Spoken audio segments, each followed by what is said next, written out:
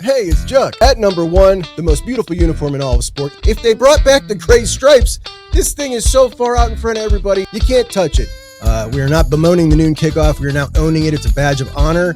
We're the lunatic fringe that defines our coach's legacy when it comes to this game. They don't get to define that outside the family. We're cut from a different cloth for Ohioans.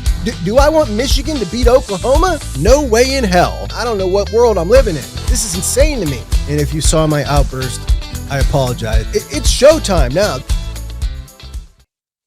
Hey, welcome to Juck on Bucks on a Monday. Appreciate you so much for joining me. Victory Monday.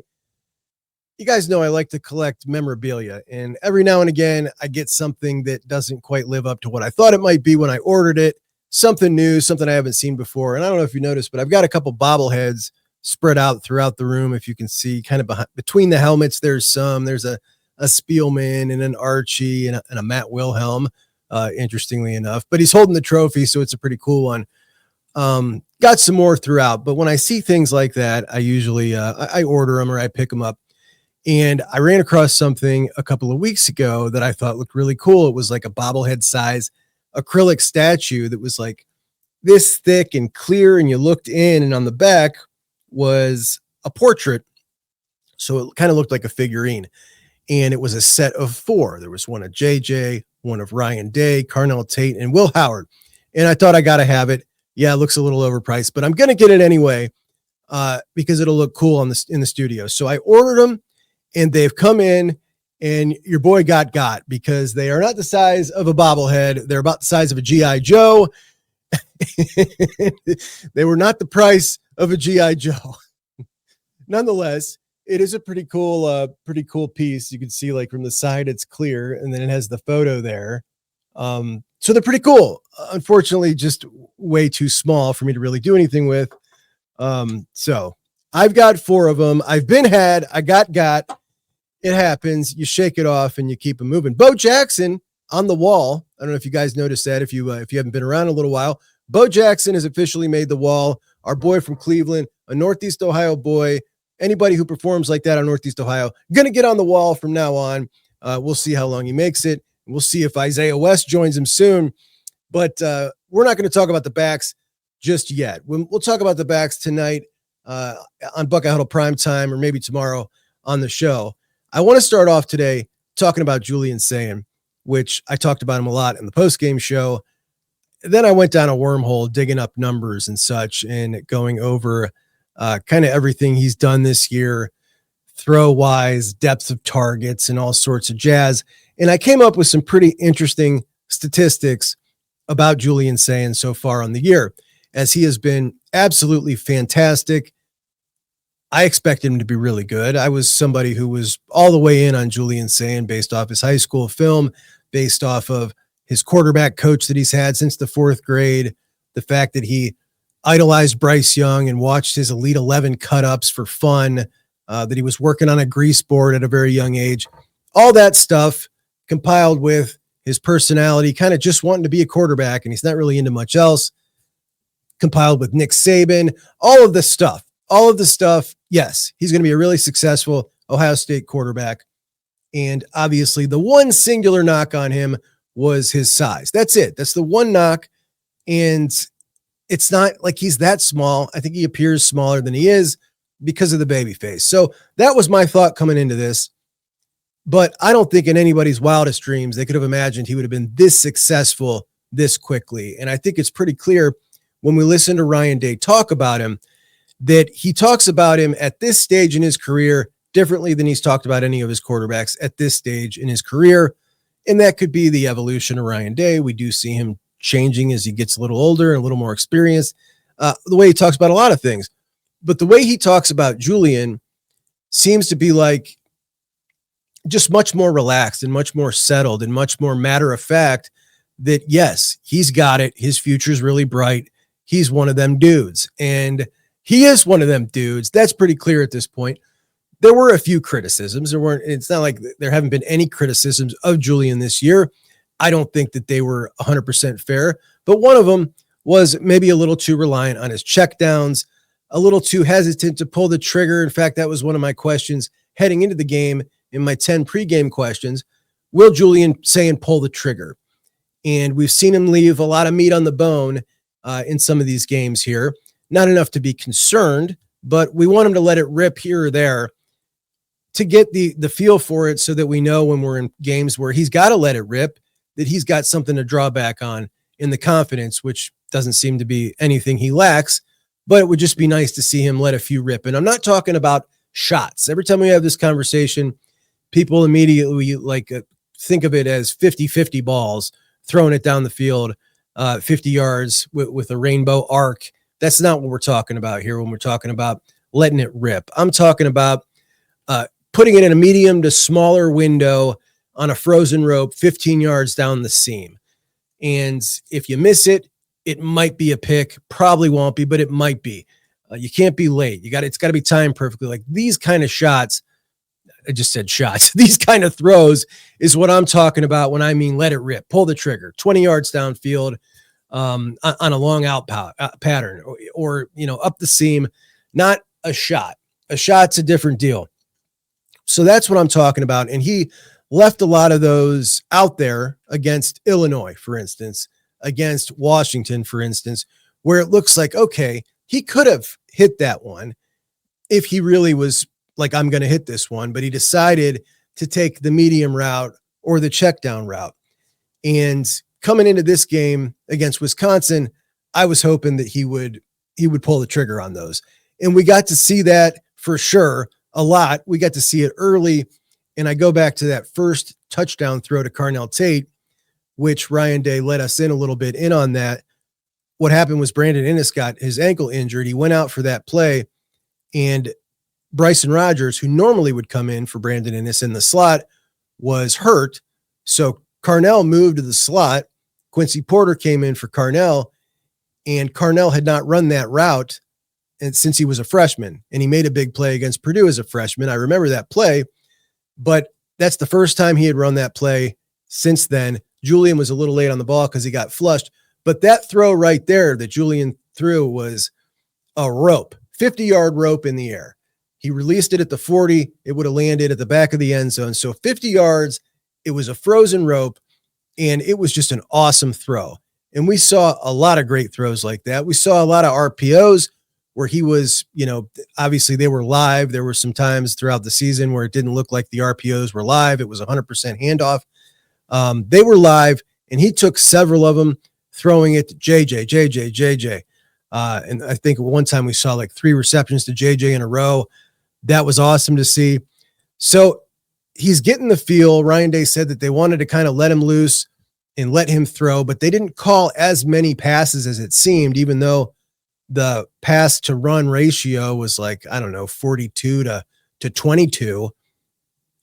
There was maybe 8 to 10 of those that were RPO calls, which could have gone either way. It was just Julian throwing them in most cases. So that was really cool to see. But when we look at the quarterbacks, when we look at Julian's statistics and the other quarterbacks this year who are up at the top, and Julian is up at the top, there aren't really any quarterbacks who are putting up bonkers numbers in any statistical category, which is a great thing for Julian when we talk about the potential of being a Heisman finalist. Julian threw 42 passes in that game at Wisconsin. That was just so much fun to watch. And I want to walk you through the incompletions out of those 42 passes, because this guy's accuracy is otherworldly. So here are the 6 passes that Julian missed in that game. 3 of them were putting it out there to JJ, which are ones that will take incompletions all day. Take those shots, give JJ that opportunity. If you miss 3, whatever, you miss 3, odds are you're going to hit a couple and we're all going to be really happy about it. So let it fly. That doesn't speak to inaccuracy, right? Those are 50-50 balls, but normally when they're to JJ, they're, better odds than 50-50. So one of them, that was 3 of the 6 incompletions. One of them, he was hit while he threw. One of them was tipped at the line. And the only ball, there was one single ball that was off target out of the 42 passes. Just one. Carnell Tate came on a little 7-yard out. It was an inaccurate ball, and Julian dirted it. And that was it. One single ball. Incredibly unique. This guy's accuracy is just a little different. you can say practice, whatever. Like, there is something about this dude that just makes him better than everybody about this. There's some natural ability that nobody else can replicate. And what I'm about to tell you blew my mind. When we look at the top 5 statistically accurate seasons in the history of college football history, Julian Sayin currently would have the most accurate season in the history of college football at 80% if the season were to end today.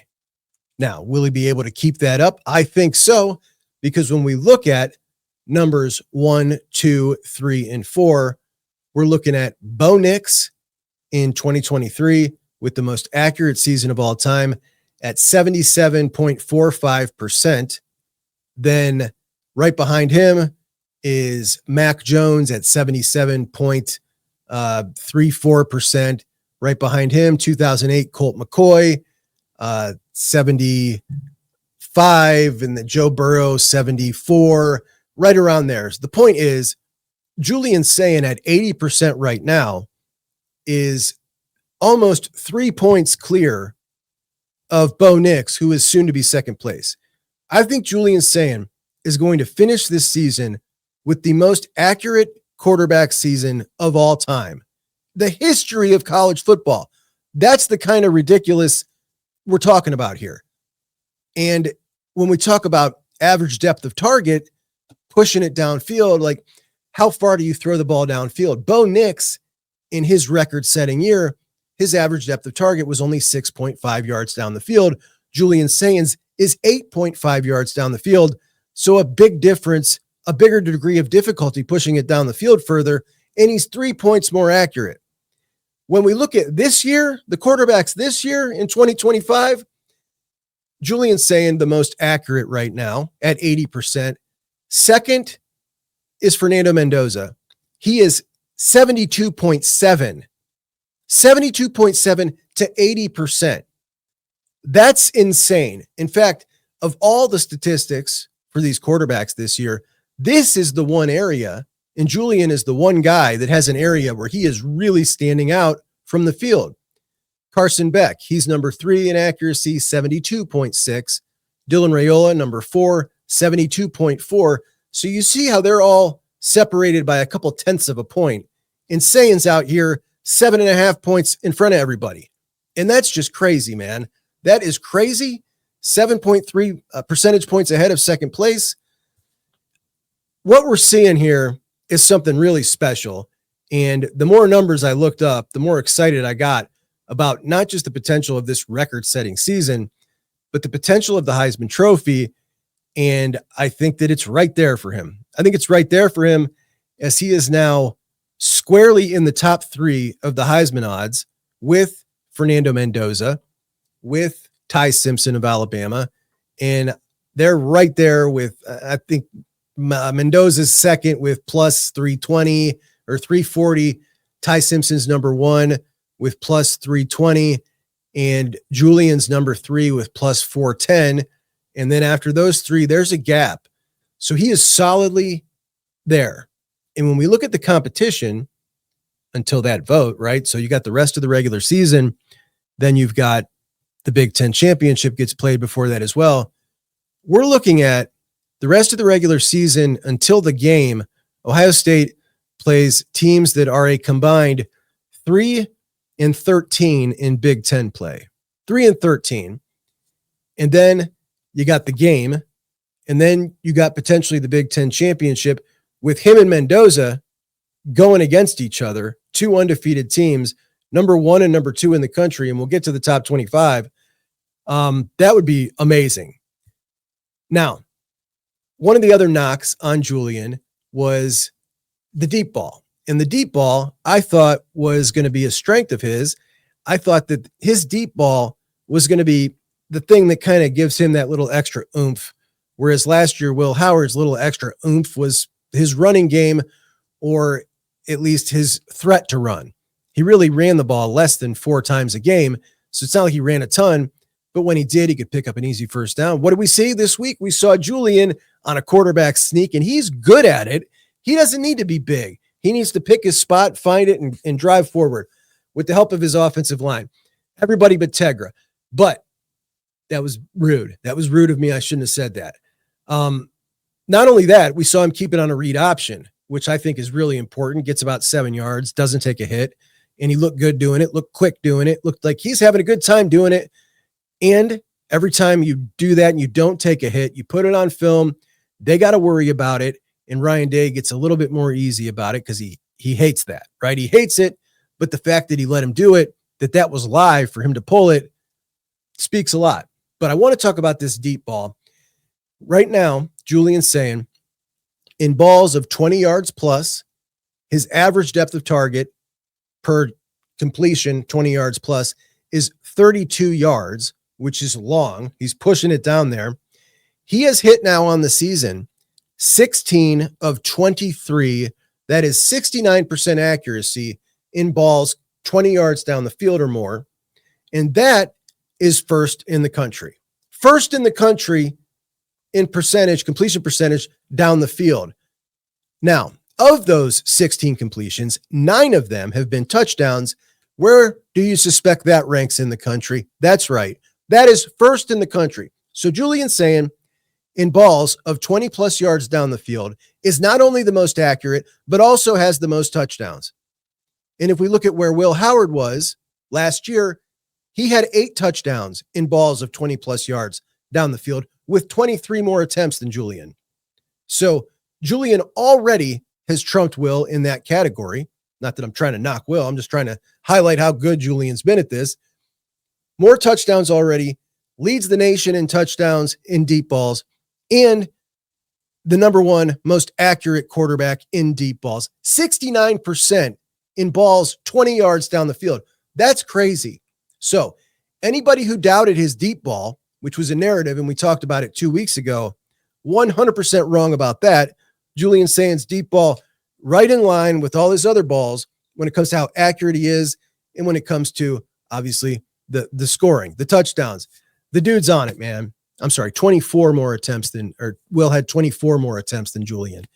And Julian with 1 more touchdown already. It's sensational. It's sensational. The Heisman Trophy is right there for him. And I was excited about Jeremiah a couple of weeks ago. The position that he was in looked really good. He's fallen off. He's not even the highest ranked position player anymore, non-quarterback, which sucked to see. Jeremiah looks like he's had a frustrating year.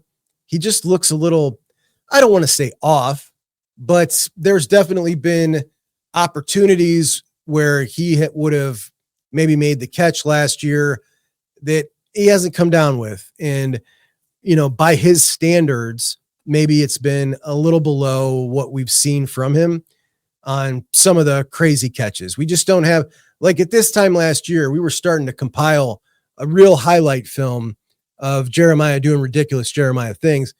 We haven't got him yet this year. And I feel like he's a little frustrated. Just seems a little grouchy.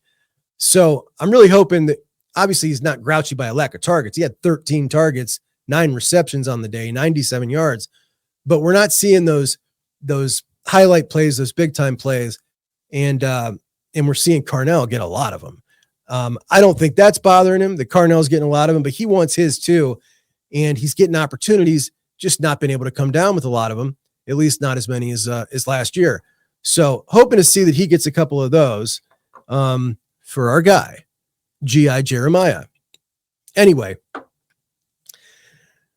Carson Beck, not in that conversation anymore for the Heisman Trophy, as Miami lost on Friday. Miami lost on Friday, and the odds that they win the national championship, I think, pretty low now that we've seen how they can be gotten, and we've seen Carson Beck is the same old Carson Beck of old. When we look at the national championship odds right now, Ohio State has taken a dominant lead here in this department. They are plus 270 now to win the national championship. Alabama is second at plus 600. Indiana is third at plus 850. Then you got Texas A&M, Georgia, and Notre Dame. So Miami who was widely regarded as, maybe the number one team and not Ohio State. We heard that from a lot of people, not even in that top 5 anymore. And the odds are pretty big that the national championship is going to come out of those programs. And again, that's Alabama, Indiana, Ohio State, Texas A&M, Georgia, and Notre Dame. Oregon as well. I'm sorry. Where's Oregon in there? They're in there somewhere. But Notre Dame and Miami, 2 teams that we saw play earlier in the year. And we'll go over some of these games over the weekend in a minute because it was a fantastic weekend. No, let's just go over the games. So Friday night, I am traveling. I'm flying home, right? And I'm watching the game in the airport that took forever. The plane was delayed, and no big deal because at least I got to watch the Louisville-Miami game all the way up until 6 minutes left in the game where the plane was too high in the air to catch the signal anymore, and it shut out. Look, I don't know if you've ever watched a game as the plane's going up, but I was so far off the ground, and I felt like we were like 20 minutes into the flight. I didn't pay for internet. There was no option to do that. I don't think. I wouldn't have done it anyway, because I've done it before and it wasn't good enough internet to even do what I was trying to do. So it was just a huge waste of money. But I'm trying to watch this game and it is like on perfectly for 20 minutes into this flight. And I'm thinking I might get away with watching this whole game before this shuts out. I started letting myself believe it. And as soon as I let myself believe it, boom, it cuts out. Doesn't it just always work that way? Anyway, this Canes team with Carson Beck and Mario Cristobal and Ruben Bain had a lot of people really excited. And a lot of people thinking, because I think Ohio State is boring at this point, right? They're boring. Miami, that's the sexy one. Let me dig my heels in on Miami and say Miami's the best team. If you really thought that Miami team, if you watched if you watched Ohio State and you watched Miami both a couple games this year, and you really thought that Miami team was not just better, but that Miami team could get through Ohio State to win a national championship based on the coaching staffs and everything you know about the 2 programs, I think there's a little something wrong with you. But we all make bad picks. I made a bad pick this year. I made a couple of bad picks this year when it comes to overvaluing teams. Aaron Murray made a bad pick. Aaron Murray, former Georgia quarterback who has a college football podcast with the former Clemson offensive lineman. And boy, I picked Clemson to be in the national championship. Clemson now 3-4 as they just lost their 4th game and they're stuck. They will never be what they once were. It was a blip of time, man. It was a period of time. They got up, they came up, they won it all a couple of times. They were at the top of the college football world. And now I think I forget the stat I saw, like maybe out of their last 11 conference games or 11 games against P4 programs, they've lost like more than half or close to 11. They're terrible now. They're terrible. They're not a good program anymore. 3-4, man. 3-4. It's despicable. It's disgusting. They made the playoffs last year, but the year before, they lost 5 games that year. Anyway, Clemson, I picked to go to the national championship. That was a terrible pick. Aaron Murray saying this was a terrible pick. Massive ACC matchup on Friday night. Louisville on the road against the Miami Hurricanes, our number 1 team in the country. Miami, talk about like Heisman moment. Friday night, good opponent. Carson Beck coming off his best game of the season against FSU. Another opportunity for him to cement himself in that conversation. And obviously as one of the best quarterbacks in America as well. I was watching a lot of Louisville tape this. Why do we say Louisville? Why do we say Louisville? I'm not going to say it anymore. I've decided I'm not saying Louisville anymore. I understand that that's the way the locals say it. And like, that's what they prefer it to be called.